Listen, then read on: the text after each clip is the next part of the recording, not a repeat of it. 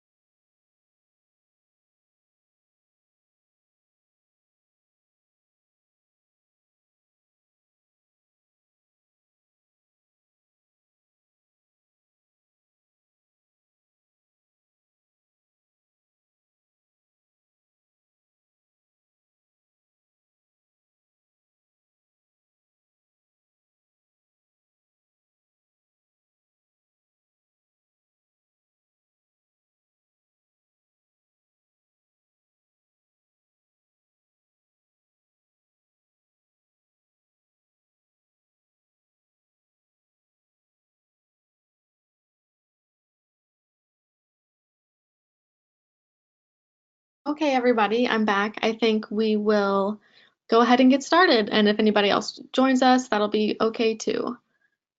I will first introduce myself a little bit. My name is Emma Welton, and I am the Assistant Director for IHEC. Thank you very much for joining us for our first webinar of the year. Very exciting on Halloween. Like I said, hope you guys are having a good day. First, we'll go over a few kind of housekeeping things to start off with. I encourage you guys, if you have any questions, to kind of chime in onto the little question part of the little dashboard that you can see. You can type in a chat to the whole group. You can type in a question, that way I can see it, and then I will be able to relay that to our presenter, Kathleen.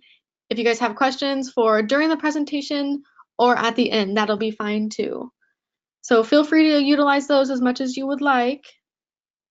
You all will be muted throughout the whole presentation, but like I said, feel free to use those where you can type in and ask questions or chat. And then now I will introduce our presenter a little bit. She is going to give us some awesome information about how to utilize core survey data. Her name is Kathleen Ratcliff, and she is a certified prevention specialist and is also the executive director of Upstream Prevention. She's done a lot in her career. She's also worked with prevention organizations and efforts to do with higher education as well. So we are very excited to have her for our first webinar, ready to kick it off. I'm excited, hope you guys are too. And I will go ahead and give her control now.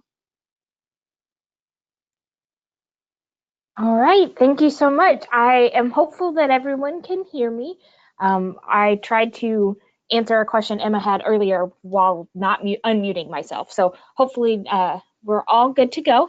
As she said, I'm Kathleen Anderson Ratcliff. I'm based out of Indianapolis area, but I have a passion for prevention, passion for data, especially, and for making sure that all of the wonderful survey data that you all get to collect through the core survey is actually something that you can put use to. So we will get started. Once I get things moving, there we go. So as I think it probably was on the webinar registration, our goal for today's webinar is to help give you a little bit better grasp on how to effectively utilize your core survey data. So this includes looking at what are some of those key questions that you might want to look at and how to look at those, possibly thinking about what to prioritize and what just to keep an eye on. How to give a little bit of some practical advice in terms of how to identify possible data deviations from other institutions or other data sets. So how do you know if your numbers are actually numbers to be concerned about on that kind of broader scale? We're going to look a little bit at how to think about the strategies listed in the college AIM, the College Alcohol Intervention Matrix, specifically related back to some of those data points that are in the core survey. And then just a brief couple of slides on talking about utilizing the core data you get and how you can use that for both assessment and strategic planning, but then also thinking about evaluation of existing strategies and just overall efforts. As Emma said, please feel free to type in your questions into the chat box. She has full permission and full ability to interrupt me as we go, and I'd love to make this an interactive piece where if you've got questions, we can pause and answer them and make sure that everything's clear before moving too far on. So we're going to start with kind of this planning process, this planning to get started. There are two different processes that I want to walk you through just briefly, just because I think that utilizing data is such an integral part of the strategic planning process. And there are two different processes that are very similar, but that we'll talk through today. So the first one, hopefully you've seen it before, is on the left. This is the Strategic Prevention Framework. So this is SAMHSA's approach, or the framework they support. You can see up at the top in that red kind of leaf of the flower or petal of the flower is assessment. This is where we're kind of in this stage right now where we're gathering that data, looking at that data, seeing what our problems are. We then move into capacity building, making sure that we have all of the capacity we need. We've got the right people at the table. And if not, we go get them and we bring in those extra resources we need. We use that information from our assessment and our capacity to build our plan for the year or a couple years. We then implement it, evaluate it, making sure that as we're working through this circular process, that we focus on sustainability and making sure that we don't tackle things that aren't sustainable or aim for outcomes that won't be sustainable, and that we also make sure that we are staying culturally competent to the populations we're working with, involving them in the process, making sure that that the strategies implemented are culturally sensitive and culturally appropriate, but just making sure that as we're going through, we're taking all of these things into account. The other one that we'll talk about is from the college AIM, like I mentioned, the Alcohol Interventions Matrix. That's from the NIAAA. Theirs is a little simpler, but you can see that it aligns pretty well. So they suggest that you start with an assessment, again, looking at the data, that you select those strategies that are best aligned with your assessment data. So we'll talk a little bit about that. You build your plan and you take action. What this is missing is that evaluation aspect, which you could, argue fits maybe within that assessment piece, and then that center of the petal of the spiff. Today's webinar approach is assuming that you are following one of these paths, at least generally, whether or not you call it the spiff or call it the NIAAA's process, that you're working through, you're gathering data, you're looking at your data, you're picking out strategies, you're planning for how you're going to implement, you're implementing, and you're evaluating. We're assuming that you are working through that process. It may be very sophisticated, it may be very, back of the envelope. Either one is fine. But I'm also assuming that you're probably moving on two parallel paths. I'm assuming that most of you have some sort of a plan going on right now for this academic year, some sort of strategy, implementation, that type of thing that's going on, that you probably put together over the summer or maybe even last spring when budgets were due. I do not expect that you're going to take any of those plans and scrap them and start over fresh. I assume that you're going to keep working through that process. If there's things that you can tweak based off of information or data that you gather, you can tweak them. But this is kind of doing that parallel piece where you're going to keep implementing and keep moving on the plan you currently have. But hopefully we're going to be able to talk through some of the data and through some of that evaluation and assessment piece so that you can then utilize that data a little bit more strategically moving forward as you build your plan for the following year, and have a little bit more of a data-driven and strategies driven by data a little bit moving forward. So looking at problem behaviors, this is not a slide that I expect to be new to anybody. So we all know that we've got problems on our college campuses. Um, Most of these are, unhealthy behaviors that result in some sort of individual, societal, campus level consequences. So this could be, illicit drug use, tobacco use, binge drinking, excessive alcohol consumption, drinking and driving. On some campuses, depending on your values, it could be any alcohol use or any use of all of this. But we know that these are those health behaviors that are then manifesting as challenges or problems for our students as well as our campus. One of the challenges that I feel like we all run into is trying to figure out which of these problems to address, right? So as we're thinking about the problem behaviors, there's the 4 boxes on the outside that are pushing in on the problem. These are things for us to think about. So when we're looking at our data, we want to ask ourselves, what is the magnitude of all of these problems that we may have on our campus, or of all of these data points of these health behaviors that we have on our campus? Which problem seems to be the largest? And this is something that as you look at magnitude, you're going to want to make sure that you're looking at both percentages and actual numbers. So we could have had an increase, 100% increase in drunk driving arrests or deaths or something like that. And that 100% is quite a bit. But if I moved from 1 arrest to 2 arrests in a population of 100,000, that may not be the biggest magnitude, because I'm still at 2 for 100,000, even though I doubled. So depending on what you look at in terms of percentages, in terms of actual numbers or rates, you just want to make sure that you're not just looking at one way to see that number and getting swayed by 100% when it's really just a small change, maybe not a big problem, but it can appear that way. We also want to look at time trends. So is it something that is getting worse over time? That is one of the benefits with the core, which we'll talk about in a couple of slides. It's a survey that has been around for multiple years. It hasn't had too many big changes. So as you implement it each year, you have the ability to track that time trend. And so as you're looking at your problems, you should have the ability, again, as long as you've implemented it before, you should have the ability to go back and see, is this something that is getting worse? Is this something that is getting better? Is it holding steady and we need to keep focusing on it so that it doesn't increase? You have some of those questions to consider. We also want to think about the severity. So how severe is the problem? Is it something that is resulting in mortality? So this is one of the big things right now with the large amount of overdoses across the nation. Indiana specifically, we have a large problem with this. But, opioid use on college campuses most of the data shows that it's not the greatest, it's not the biggest problem, it's not the biggest magnitude. However, it can cause death, right? We can have students overdosing, and so therefore it might be a little bit more severe.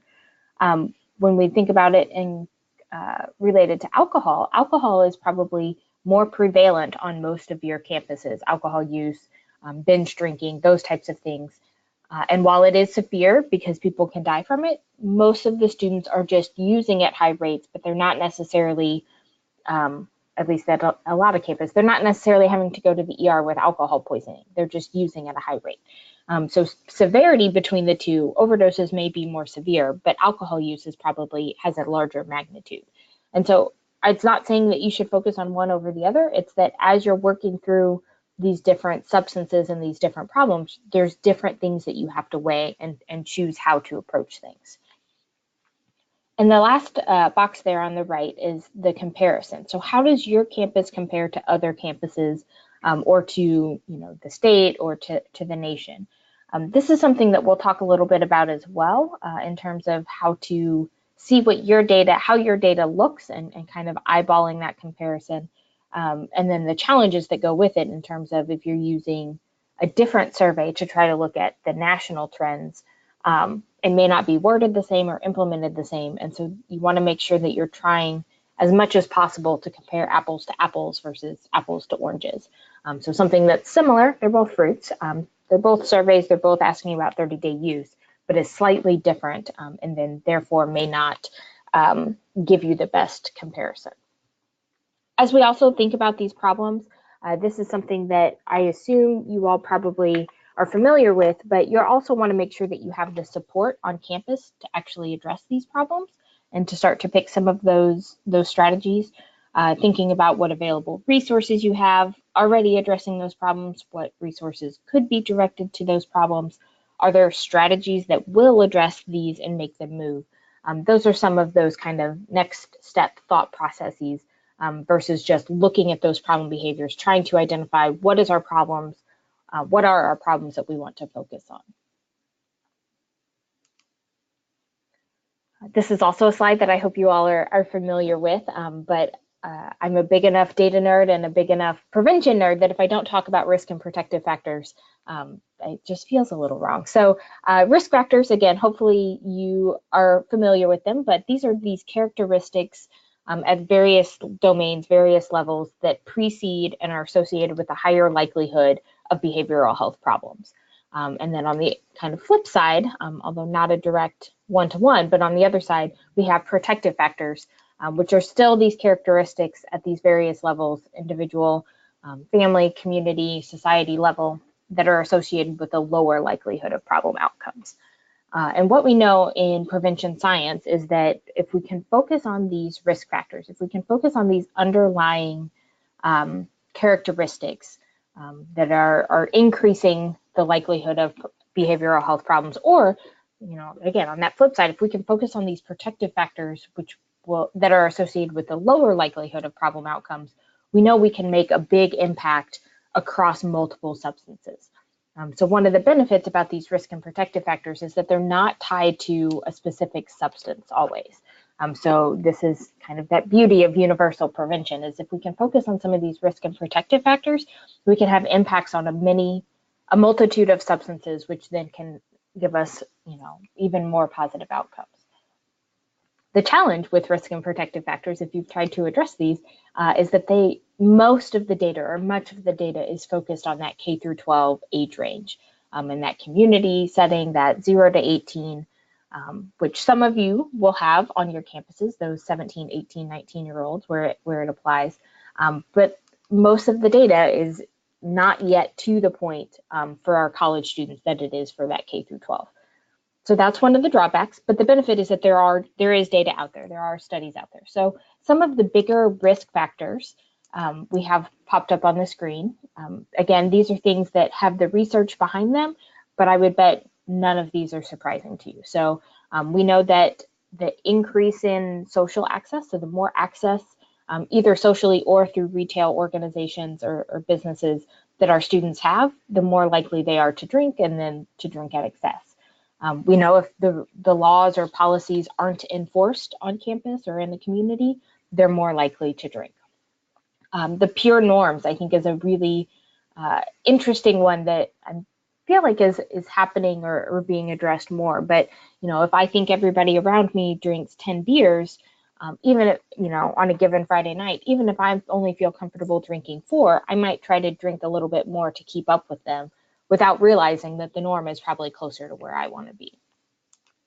On the flip side, those protective factors, when we can give our young adults opportunities to explore, both in work and in school, that's a protective factor. When we can build up and support that behavioral and emotional autonomy, again, especially with that transition to college, that freshman year, and then making sure that they're supported while in school, that's a protective factor. Allowing them to explore and create and feel confident in their identity related to their relationships, to work, how they see the world, how they perceive the world, and having that future orientation, that, looking towards the future of here's what I want to do, quote unquote, when I grow up. Those are both protective factors, as well as having a motivation to achieve something. So again, that forward thinking, goal setting work and approach, those are all protective factors. So some of the challenges with addressing risk and protective factors is that we have to have good data, or we want good data or good indicators of what of these should we focus on. I will tell you that it is often easier to find data on those risk factors versus the protective factors, especially when you're utilizing something like the core or like another campus level survey. So we're going to dive into that. And so we're going to look at the core survey, that's kind of what this is all based on, and look at what some of those key indicators are. But I wanted to pause and make sure that everybody was a little bit aware of what the core is. I'm assuming you all are. I'm actually assuming you all are probably more familiar with the survey itself because you have actually implemented it, versus me, who has always worked with different state-specific surveys or the National College Health Association assessment. Sorry. So the core was created in the late 1980s with the U.S. Department of Education grant. Like many other surveys, it's meant to assess the nature, scope, and consequences of alcohol and other drug use on campus, and it does it in a quantifiable way. So it asks questions about attitudes, perceptions, opinions, actual use rate, all of these different things about alcohol and drugs and other drugs on your specific campus. They have when they started, they were funded with a grant. Now most of their efforts are done, as they call it, on a cost recovery basis. So the initial reports you get, likely through IHEC or paid for through IHEC, there are additional services that you could reach out to SIU and get them to complete in terms of getting additional data analysis run and all of those things. And I don't mean this to be a commercial for them, because I know that in prevention, at least, most of us are working many, many more hours than we should be and with less funding than is desired. So we may not have that ability to request and pay for some of those extra services. So my goal is to try to help you understand the information you already get in your report and what you can do with that. So we'll get started. So I am working from a report that was loaned to me to look and see what you all get. So this is kind of that general look.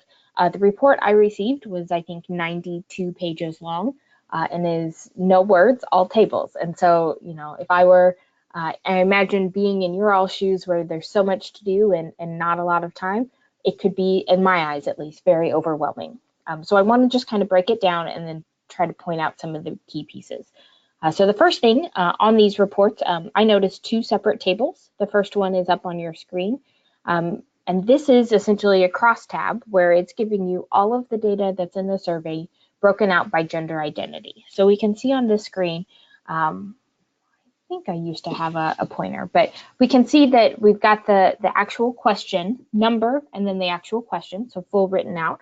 So this one is asking specifically on how many drinks on average do you consume on a typical occasion.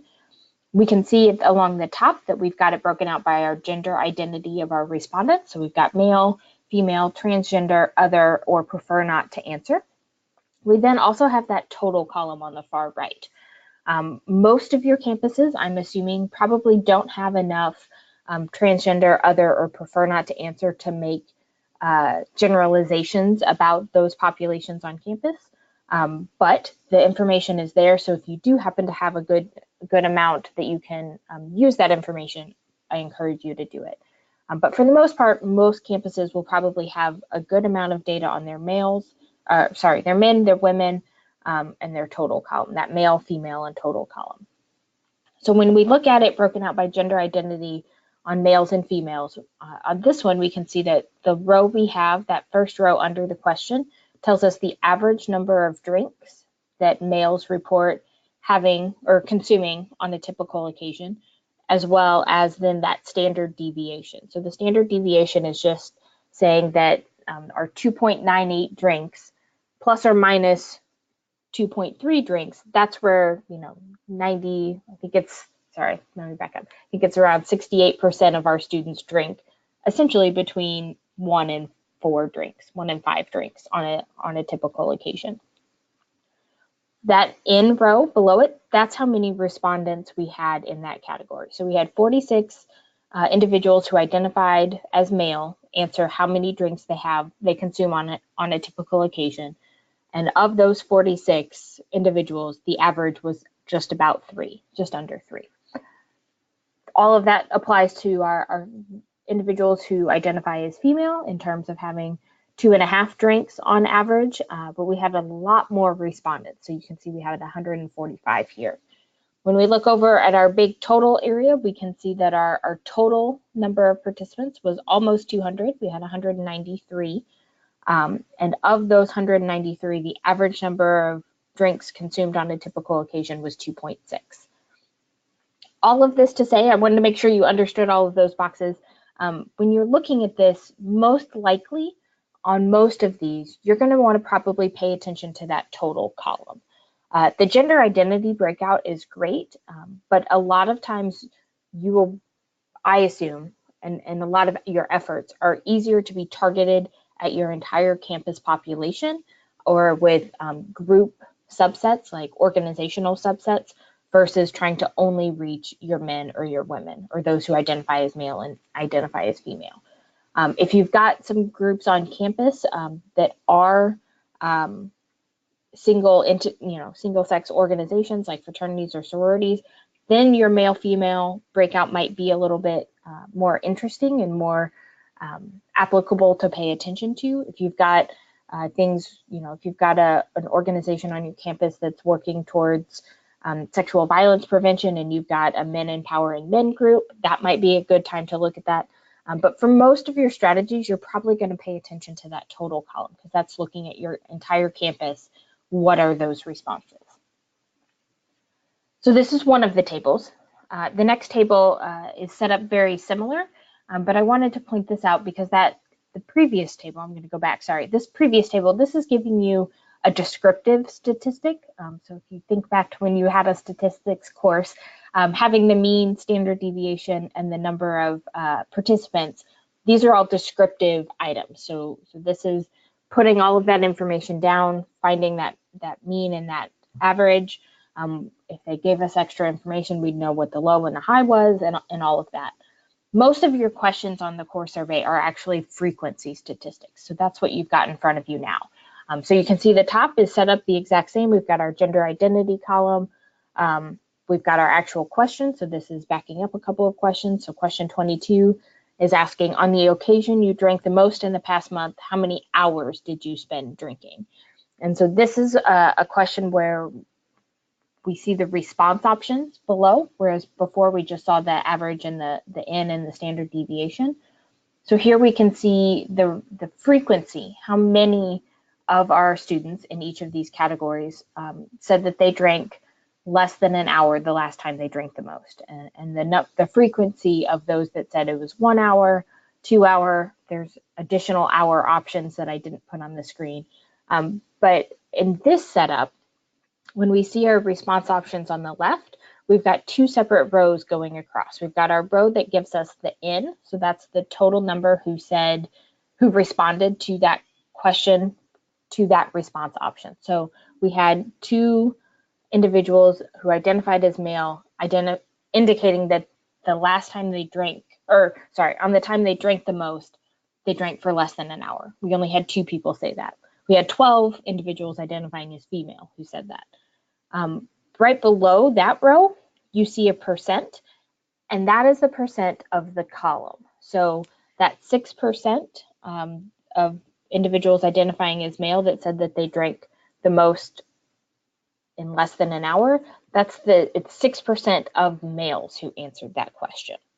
And then when we move over to females, it's 10%, almost 11% of females drank less than an hour. Because when we get all the way over to the total, we can see that it's about 10%, 9.5% of our total student population. So when we look at this, this is important to me to make sure that you understand the various tables so that you can tell the frequency, but then also to make sure that you're not confusing your percents up in columns versus rows, making sure that you, again, understand what those numbers mean. Because like I said, the report that I received at least was 92 pages of tables with no description, no narrative that tried to help explain it. I'm assuming we're doing well in understanding these pieces. So I want to dive into some of those initial questions of interest and to try to identify some of those things to try to pay attention to. Again, the survey is quite long, or at least the survey report was quite long. And depending on what you're actually interested in targeting, again, how those problem behaviors manifest on your campus, how they get prioritized on your campus, there are different things to look at. So some of the ones on the left, or at least those first three on the left, are not necessarily things that you would target and try to change directly, but they're good indicators that you can keep measuring and monitor. Obviously, you're probably not going to really change the residential location of your students, but you may need to know how to find them. So if your campus has a large commuter population and you have a large amount of individuals living, in apartments or off campus with their parents, that's probably going to be a different set of strategies, or at least timing and frequency implementation of strategies, than if you have a primarily residential campus where everybody lives on campus, everybody lives in the res halls. You would have different plans of attack for those. So you need to be able to identify, how do you find your students? So looking at that residential location makes a lot of sense. Also, to make sure that the residential location that comes through in your core survey actually matches what your distribution on campus looks like.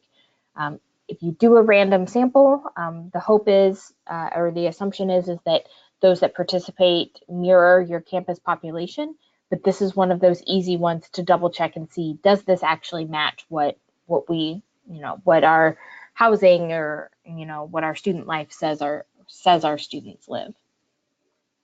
The daily drink questionnaire is also a really interesting one to look at, kind of that distribution of drinking incidences. So I previously worked at Indiana University, and I still teach there, but there are several schools within the university, or programs within the university, that don't have class on Friday.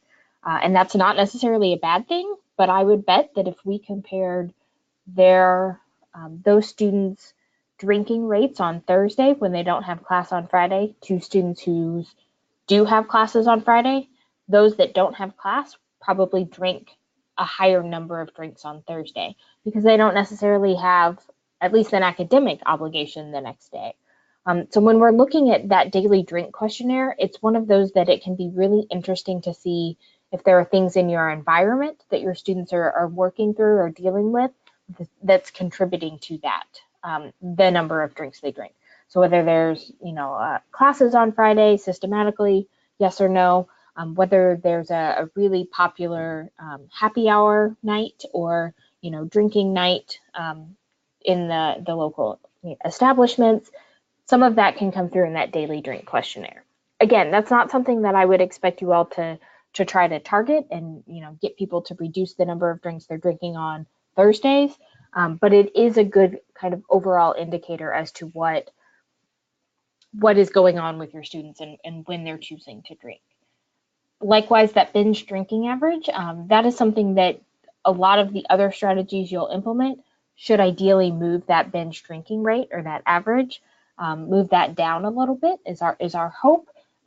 But I also assume that you're not going to go out there with a messaging campaign and tell people don't binge drink. That's not going to be as effective. We can talk about having normative campaigns that move that perception of reality and of their peers drinking down below binge drinking. But again, that's something that we'll see change eventually, and is not necessarily a direct target of your strategies often. That sources of alcohol in that first column, this is a really good one to look at when we think back to those risk and protective factors, because we know that social and retail access are risk factors for use. So if my source of alcohol is looking at, it's looking at where do I obtain alcohol, but as we look through that, we're able to then identify what are some of those common sources, especially for students that are underage. How are they getting their drinks? So if I am getting my alcohol from someone who's over 21 who's buying for me, am I getting it from my parents? What are those sources? And sometimes those are then good targets that you can think about when we relate that back to those risk and protective factors. Some of the other questions of interest to pay attention to are those protective behavior strategies, especially thinking about some of those designated driver questions. When we start to think about where funding exists, there's often funding from various transportation or highway entities related to designated driver items, but also thinking about giving youth skills to make smart decisions and to work through, consuming alcohol in, safe manners. Often operating from the fact that students, if they're of age, they're allowed to drink, but how can we get them to be safer? How can we get them to employ these protective behavior strategies so that they aren't out binge drinking, receiving, getting alcohol poisoning, but instead are having one or two and employing, having a designated driver, having someone sober with them, alternating their drinks, putting a limit on how many they want to drink in a given night. Those are all what I classify as those protective behavior strategies. What we see when we actually look at the college aim is that a lot of these protective behavior strategies could fall within some of those skills trainings. So either a specific given skills training like ASTP or something like that. But when we think about trying to increase these protective behavior strategies, that's one of the strategies that we can think of. Consequences from drinking, those are also good indicators to kind of follow and watch. If we've got consequences that are, particularly high and seem to be more related to our specific campus, those may be things that we try to tackle directly.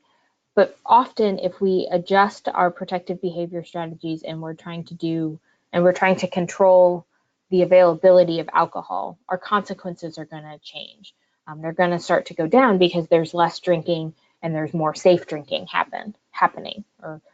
There's less drinking happening ideally, and then of the drinking and alcohol consumption that's occurring, more of it is done in a safe manner or in a protective manner. And then I don't think that most of us would ever advocate to not pay attention to our 30-day alcohol use, right? And so moving that, looking at some of those other questions, this is expanding out from alcohol. So we also probably want to pay attention to our marijuana use in the past 30 days. Prescription drug use is popular on many campuses to try to pay attention to. As well as the monthly use of just all substances, whether it's illicit drugs like cocaine or heroin or methamphetamine, or if it's, things like inhalants or prescription drugs that I'm stealing or buying off of somebody else that, maybe isn't illicit, but is still one of those problem behaviors. A lot of times, if you have elevated rates in these 30-day use categories, those are things that you may want to tackle. But most campuses, at least most campuses data that I have seen, the biggest problem or the biggest prevalent use of substance is alcohol.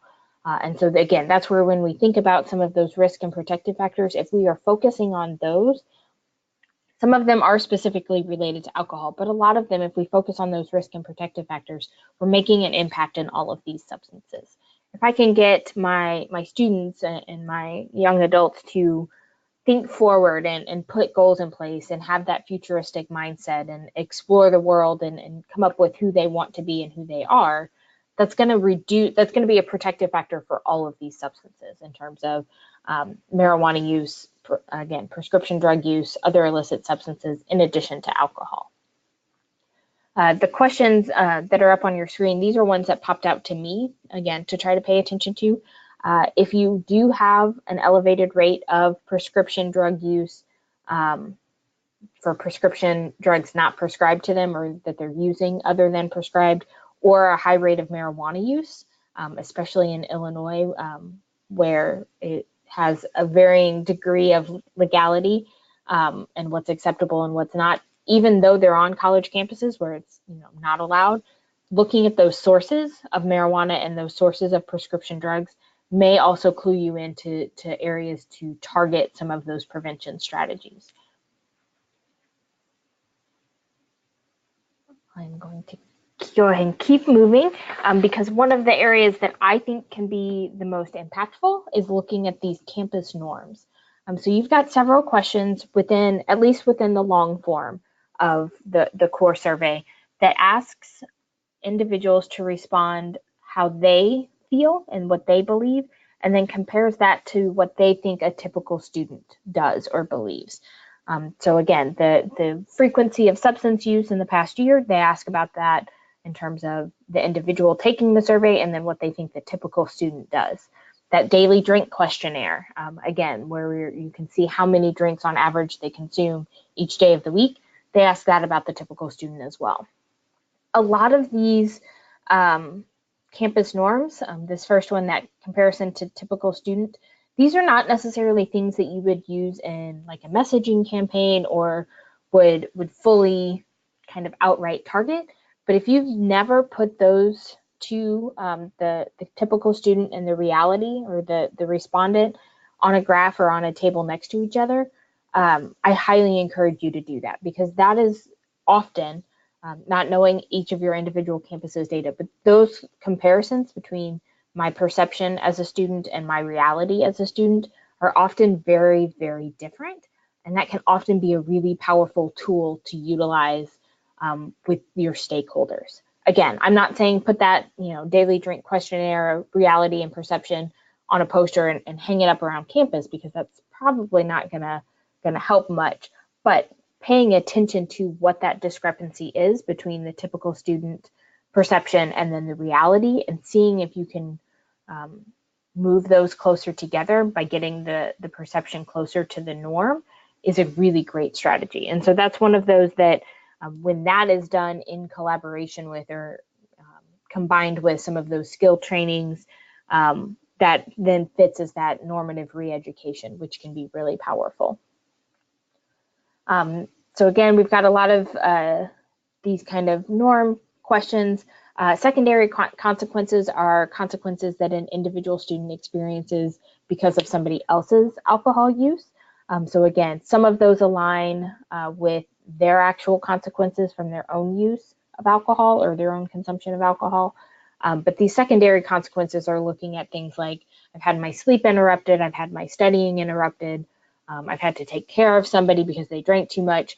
So what are these kind of secondary effects that the consumption is having? We also look at towards the bottom, that belonging on campus. This can be a really powerful one when we look at protective factors. So I mentioned that protective factors don't always have good data points, but this belonging on campus section that is within the core, those are some really good ones to pay attention to here. So specifically, we're looking at, do faculty and staff care about them as a student? Do they feel like they have a responsibility to contribute to the well-being of other students? Do they feel valued on campus? Those types of things. What is that connection to campus and that kind of positive affect that they may have? And then when we look at those campus and community policies, those often, I was very excited by and impressed by the number of policies that the core asks about, because a lot of those policies directly align and have evidence of effectiveness in the college aim. So those are good data points where you can see their level of support or interest in these policies. And then we can align that with the policies that we know are super effective and see if that's an approach that we should take. So as we start to think about all of these kind of indicators, again, I want to bring this slide back up to encourage you to start thinking about when we look at these questions, is it showing us something that is the largest problem? Does it have the biggest magnitude? If you've got the ability to look back in time, is it getting worse? Thinking about them, again, kind of individually, how severe is it? But then that last piece, this is the piece we're going to tackle next, is that comparison. How does it compare? And again, we're trying to compare to other organizations or to other campuses or to other surveys based off of the data that we have available to us.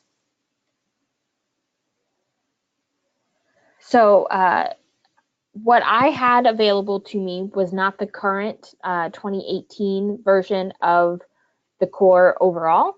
So that kind of national look at the core for 2018. So what I have pulled instead is the most recent National College Health Assessment, because that can give us a little bit of an ability to look between those. So if you have seen the National College Health Assessment, you'll recognize this table as kind of a general table that they have in theirs. The actual link to their 2018 document is on the screen as well. But I wanted to, just like we did with the core, make sure that you understand these tables because, again, their 2018 reference data report is a bunch of tables with very little narrative. So this is very similar where we've got, at the top, we've got our actual question that's looking at, that tells us what exactly was asked of the students. It's broken out by various gender identities in terms of male, female, and unknown. And in their report, they describe where that unknown comes from. And it's unknown because that's a bigger catch-all. It includes anybody who identified as non-binary or just didn't answer one of the questions, or where the series of questions didn't align to be able to categorize them as male or female. Then on the left, we can see all of the answer responses students could choose.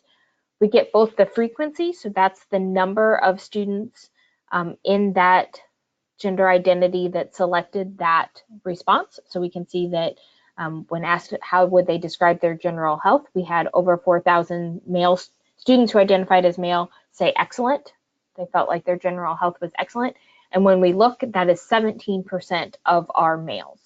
When we go across, we can see that we had over 5,000 females who said the same thing, which was 9% of our females.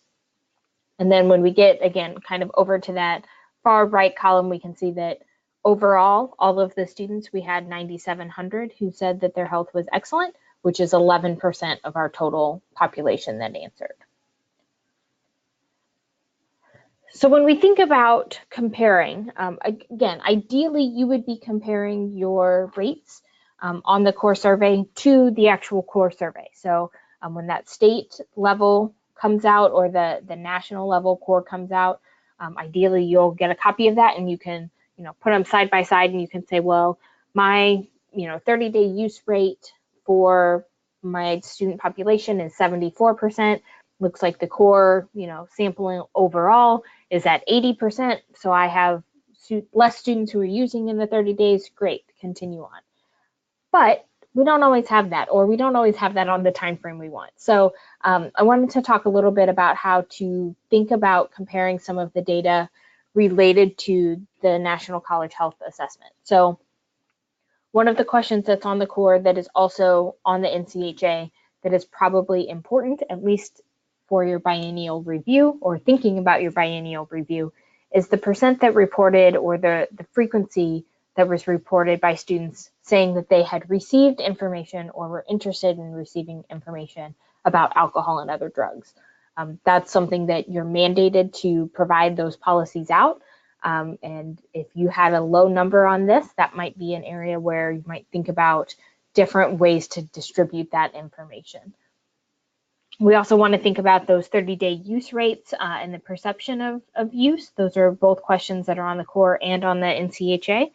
The binge drinking rate, although it's worded a little bit differently, which we'll talk about in a second, but the binge drinking rate, the protective behavior strategies, and consequences when drinking are all items that exist in both of those surveys. However, because they're in different surveys, they come to us, at least the NCHA, if you didn't participate, will come to you in a PDF format.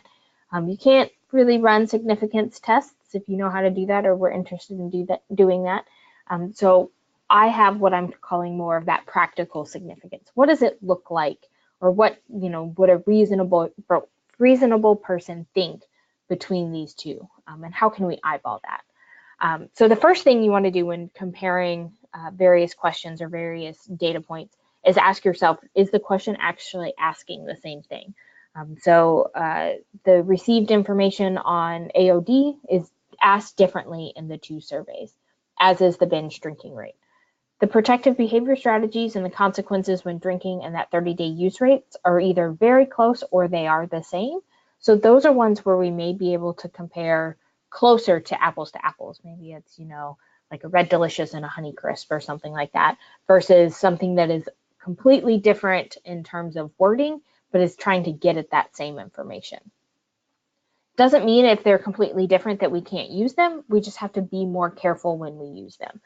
So if it's something that's a close approximation, that's something that we can compare understanding that it's not a direct comparison. It is not something that, we should take to the bank, but it gets us in that general ballpark. We also want to ask or question the data collection method. So are they both random samples? Are they stratified? How did this information come in? How did we get there, get compiled, and get analyzed? And then as if you're able to say yes to a lot of those things, then you can start to actually look at those rates or look at those percentages. And my rule of thumb, or that what I recommend, is looking to see if you are 3 or more percentage points different. It says higher there, but sometimes you actually want to be lower. So looking at the actual rates, is it 3 or more? If it's 3 to 5, then that's an area to look at. It's probably close to or within that margin of error. Anything greater than 5 or 6 is probably an actual difference between your campus and the population that you're comparing it to. And so that's an area where your students are likely statistically different, or having a statistically different experience than what you're comparing it to. Again, if it's higher and you don't want to be higher, that's an area to focus on. If it's higher and that's the desired direction, that's a good thing to either keep pushing on if it's something you're pushing on, or to celebrate a success with. Again, I'm cautioning, this is not an actual statistically significant difference. You're not running a t-test. You're not comparing means. You're trying to eyeball this and be able to do it, not necessarily on the fly, but understanding that a lot of you probably don't have time to plunk down or have the actual data to sit down, get into SPSS, and start to look at some of these things. And so thinking about how can I, at a quick glance, identify, is this something that, comparison-wise, is sticking out to me more so than other. So I always flag anything that's more than 3 percentage points different, with special attention to things that are, 6 or more percentage points different. And so as we start to think of that, on the off chance that you have your data with you, I wanted to highlight some of the, very quickly, because I feel like I'm coming up on my time, but some of the data points from the NCHA. So I feel like a lot of us probably know what our substance use rates are, so you can maybe look at this. But we can see, based off of the NCHA from 2018, 7% of the college population had used cigarettes or smoked cigarettes in the past 30 days. It was up to 19% for e-cigarettes, which is following kind of that national trend of e-cigarettes going up, even while cigarettes are either going down or staying low. Alcohol use was at about 62% within the NCHA sample in the past month. Marijuana use is at 21%, which is, at least nationwide, has been trending up likely because of more of the change in legal status or in criminalization status, or with the rise of medical marijuana. So marijuana in the NCHA is at about 21%.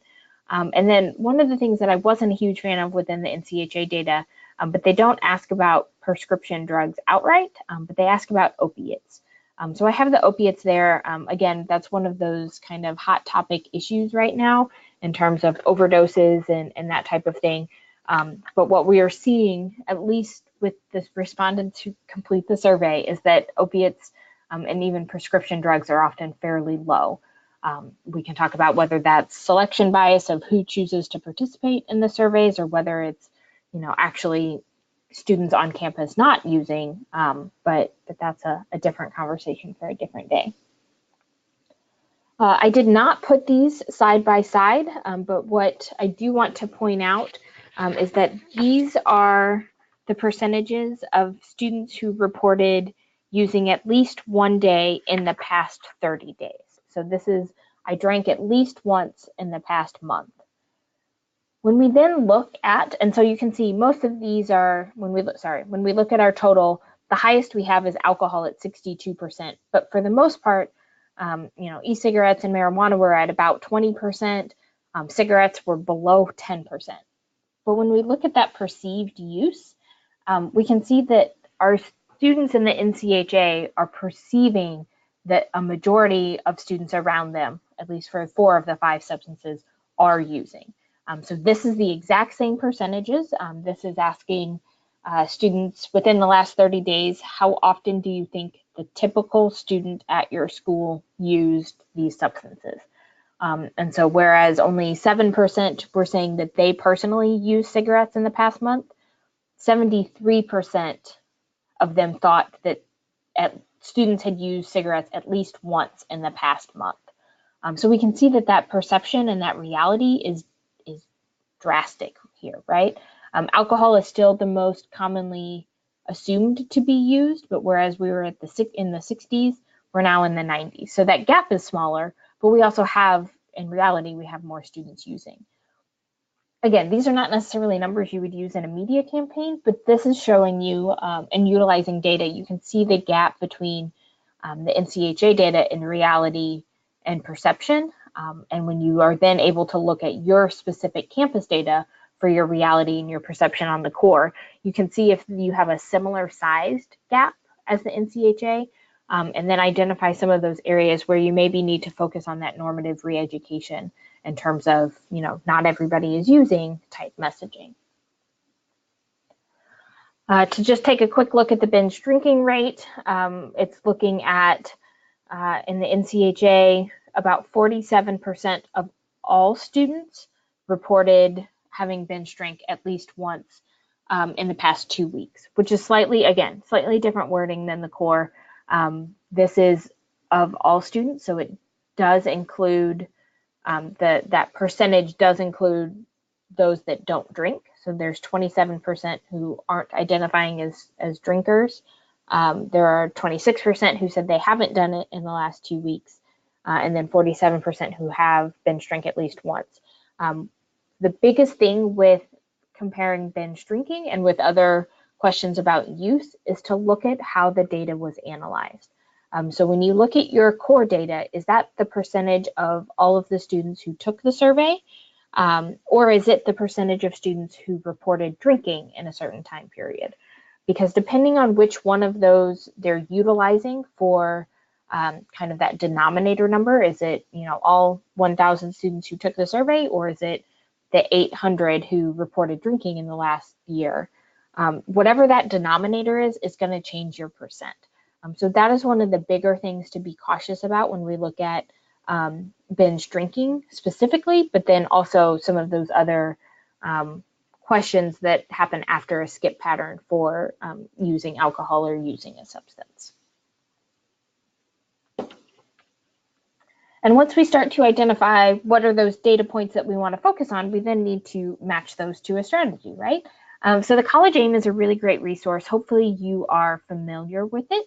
But it's broken out into 2 separate sections of strategies. We've got our individual strategies that look at changing individual beliefs, attitudes, and behaviors. And then we've got those environmental strategies that look to change the campus as a whole or the community that the campus sits within, or even the state for some of them. The College AIM does focus specifically on reducing student drinking, which it then is theorized will change the consequences and other problem outcomes. So this doesn't necessarily focus on some of those problems that we would see manifested, like drunk driving or blacking out. The College AIM focuses just on how can we reduce the amount and the frequency our students are drinking so that we then see those downstream effects. As we talked about, their kind of recommended step is to assess your problems, inventory your current strategies and rate where they fall within their matrix. Think about if there's alternative strategies that would work best or work better, understanding that you should be implementing ideally both individual and environmental strategies in a multitude of those so that they're targeted, and then to make your plan and implement it. So I have a couple of individual strategies that I wanted to pop up. I'm going to pop all of them up. The matrix is wonderful, but I've found that it is not the greatest to try to copy and paste or screenshot into PowerPoints, but we can't quite come through the exact same. So again, if you haven't seen this, I encourage you to go to the NIAAA's website. It's really just collegedrinkingprevention.gov, and you should be able to get to the College AIM. But both individuals and environmental strategies has a matrix where we can see those strategies that are higher effectiveness, which are the ones we have up here, and then broken out by generalized cost. So they don't have exact cost amounts because it depends on the campus and the efforts, but they did divide it into lower, mid-range, and higher costs. So when we look at these specific strategies, and we look at this table that I have broken up a little bit, we can see that it has a red code. So we have all of these here start with IND for individual, and then they have a strategy number with them. That's important because this table itself doesn't give you a lot of details about what these strategies are, but there are other places within the guidebook or within the website that then explain those. So when we think about normative re-education, this is just kind of that generic item. So this is not necessarily a specific program. This is just saying that, electronic or mailed personalized normative feedback is a low-cost, highly effective strategy to address kind of that norms misperception. Again, if you notice and have prioritized that you've got a challenge or you have problems with your students correctly perceiving or getting close to perceiving what the reality is of use, a normative re-education campaign might be really good. There are other types of normative re-education campaigns, but this is one that has been found to be highly effective. We can also think about those skills training, things that focus on alcohol in terms of self-monitoring and self-assessment. So teaching me how to, or the fact that I should pay attention to how many drinks I'm drinking, how quickly am I drinking them, am I alternating them? Again, those protective behavior strategies could easily fit within this skills training, low-cost, highly effective approach. We've got personalized feedback intervention. So this is an actual program. This one specifically that was deemed to be low cost and highly effective is eCheckup to Go, which used to be eChug. So again, that's one of those where it's got a little bit of that normative re-education, but then probably also trying to get them to move in the desired direction. I don't necessarily want to go through all of those because those are kind of the three big ones in terms of thinking about normative re-education in looking at your data and seeing if the reality and the perception questions are popping as important and prioritized. That skills training, when we think about those protective behavior strategies, we see that showing up also in that mid-range cost, but highly effective in those top two, that IND 9 and IND 12, looking at, again, giving training, giving specific skills, trying to increase some of those protective strategies so that students are being safer. And then we also have, again, that personalized feedback intervention coming through as well in terms of in the mid-range cost, it's kind of that general item or a generic versus a name brand, quote unquote name brand version. But as you're thinking, again, as you're thinking about those strategies and identifying what is important to prioritize, I'm encouraging you to then look back at which of these strategies in the alcohol intervention matrix could actually relate back to those. Most of them are, again, probably going to fall within that normative education or skills training, but then there are others, especially as we start to look at the environmental strategies that also pop. So when we think about environmental strategies, this is where we could start to think about those questions that ask about those campus policies or campus enforcement. The challenge with a lot of these environmental strategies is that it's hard to do some of the research to identify that it was this specific thing by itself that changed. So again, this is where that mix of strategies is best to utilize. Some of these are also things that are hard to do on a college campus because they're more at that community level or that state level.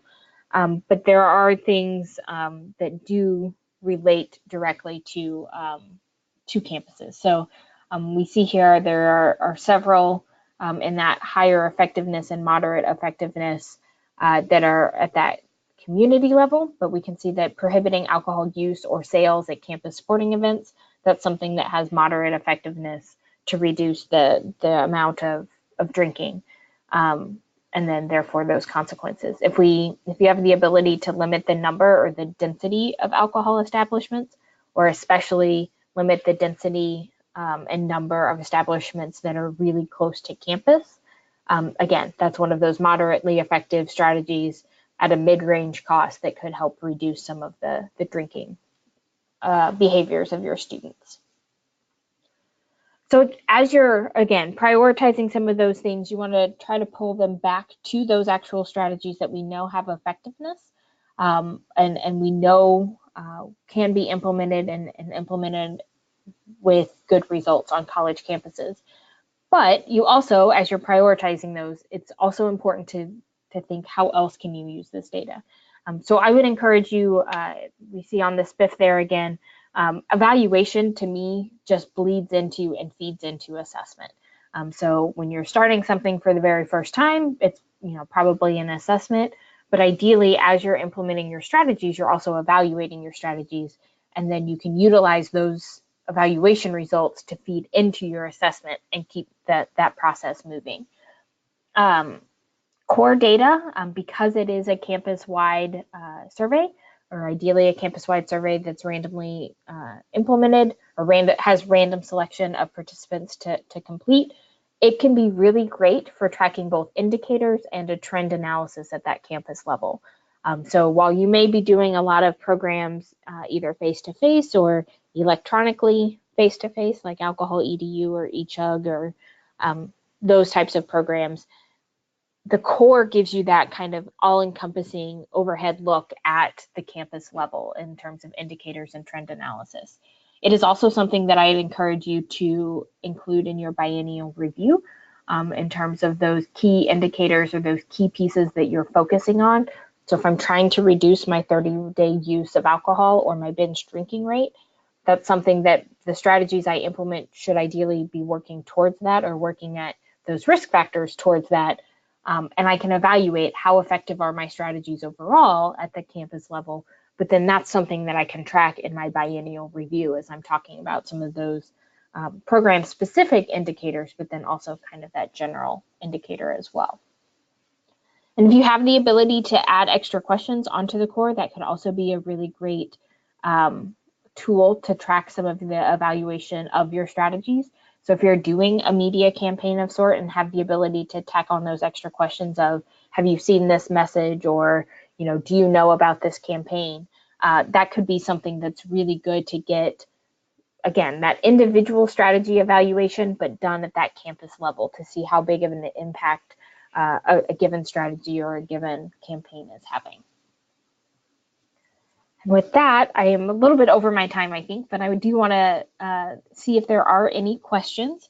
I do have my contact information that I can pop up, that I actually will pop up on the next screen, and I will turn it over to let Emma facilitate if there are any questions. All right, thank you so much. At this time, we don't have any popping up yet, so we can take a few minutes to wait and see if anything comes in. While we wait for that for a few minutes, like Kathleen said, there is her contact information if you'd like to contact her. Also, after this, if you have any kind of questions relating to this, you can send them to me and I can filter them over to Kathleen or whoever we can get the answers for you. After the webinar is completely over, you will get a follow-up email, which will have a link to an evaluation in it. I would love for everyone to fill out that evaluation if they can. It helps IHEC with planning for further events in the future. So with that being said, just take a few seconds. If you got any questions, go ahead and send them in.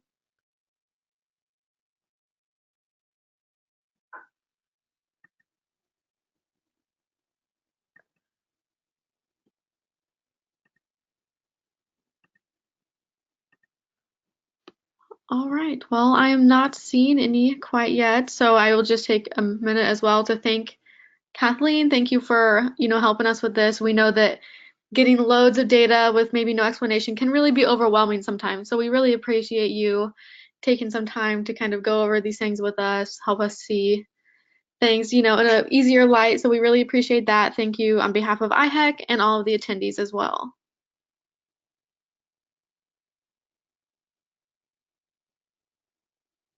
Yeah, and I don't think we're gonna get any questions, and that's okay. So once again, if you guys have questions after the fact, feel free to send them in over to me or Kathleen as well, and we can hook you up.